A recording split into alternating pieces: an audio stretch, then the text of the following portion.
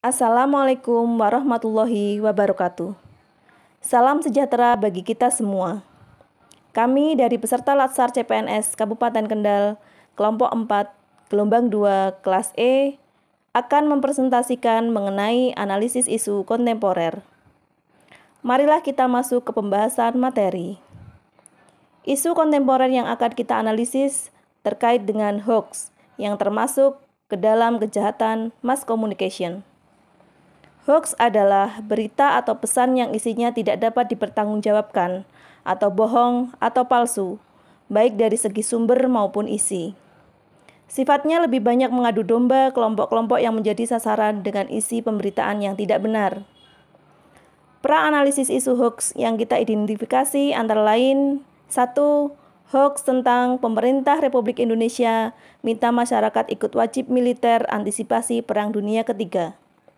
2. Hoax, surat pengangkatan tenaga honorer menjadi PNS tanpa tes di Kementerian Pendidikan dan Kebudayaan. 3. Hoax, pemerintah mewajibkan berpoligami untuk mengurangi janda. 4. Hoax tentang surat edaran Satgas nomor 9/2022 yang menyatakan COVID-19 dicabut. Baik, selanjutnya mari kita coba analisis dari beberapa isu yang sudah ada dengan metode USG. Analisis Urgency Seriousness Growth atau USG merupakan metode atau cara untuk menyusun urutan prioritas isu yang harus diselesaikan. Pada tahapan ini, masing-masing masalah dapat dinilai mengenai tingkat resiko dan juga dampaknya. Bila telah diketahui jumlah skor, maka dapat disimpulkan pada masing-masing isu yang sudah ada dapat ditentukan masalah mana yang perlu menjadi prioritas yang harus segera diselesaikan.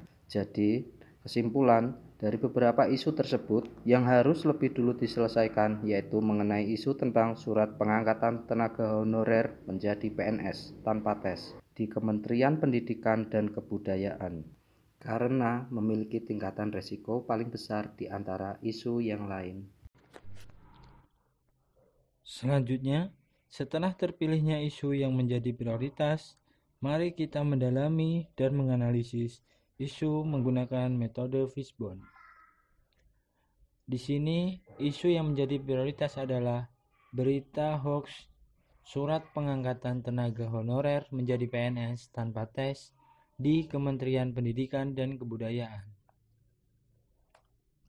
Untuk analisis Fishbone, yang pertama yaitu dari mens atau keuntungan, yaitu ada kurangnya literasi, kurang minat membaca, dan mudah diprovokasi. Yang kedua, dari sistem, yaitu kurangnya pengawalan surat edaran kebijakan dari pemerintah. Yang ketiga, dari mesin, penggunaan teknologi yang luas, akses dari semua kalangan. Yang keempat, media atau material, yaitu kurangnya sosialisasi dan edukasi dari lembaga pemerintah. Selanjutnya, dampak isu jika tidak segera diselesaikan. Yang pertama, isu akan menimbulkan kepanikan massal bagi yang terdampak. Yang kedua, meningkatnya eksistensi oknum penyelenggara pinjaman online. Yang ketiga, memicu meningkatnya tingkat pengangguran. Dan yang keempat, meningkatnya potensi nepotisme dalam dunia kerja. Dampak-dampak isu tersebut akan menjadi kenyataan jika isu yang kita bahas saat ini tidak segera diselesaikan dan nantinya akan terus menjadikan hal negatif dan merugikan bagi semua kalangan. Yang terakhir adalah alternatif penyelesaian isu. Alternatif penyelesaian isu diharapkan supaya dapat meredam bahkan mencegah isu-isu yang sering marak terjadi, khususnya dalam isu yang sedang kami bahas ini. Pada isu berita hoax tentang kasus ini, alternatif penyelesaian yang dapat dilakukan yaitu: 1. Edukasi tentang bahayanya berita hoax. Masyarakat perlu diingatkan agar dapat memanfaatkan media sosial secara positif. Dengan kurangnya edukasi tentang bahaya berita hoax, maka mereka akan sangat mudah termakan oleh isu-isu dan berita yang tidak benar dan dapat merugikannya. Tahapan yang dapat dilakukan pada alternatif penyelesaian ini adalah melakukan koordinasi atau rapat dengan semua lembaga terdampak. dengan hal yang diharapkan, yaitu mampu memahami arah kebijakan pemerintah tentang isu pengangkatan tersebut.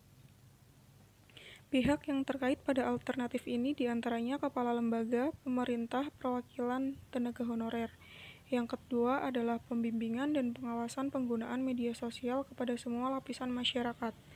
Tahapan yang dapat dilakukan yaitu sosialisasi kepada semua elemen terkait kredibilitas sumber informasi.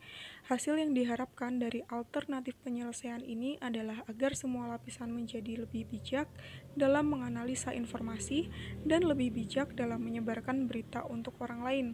Kementerian Komunikasi dan Informatika atau Kominfo seharusnya mampu menertibkan media-media online yang tidak memiliki identitas jelas. Hal ini ditempuh untuk menanggulangi penyebaran berita hoaks dan menyesatkan publik yang disebarkan oleh media-media abal-abal tersebut. Sekian yang dapat kami sampaikan. Terima kasih. Wassalamualaikum warahmatullahi wabarakatuh.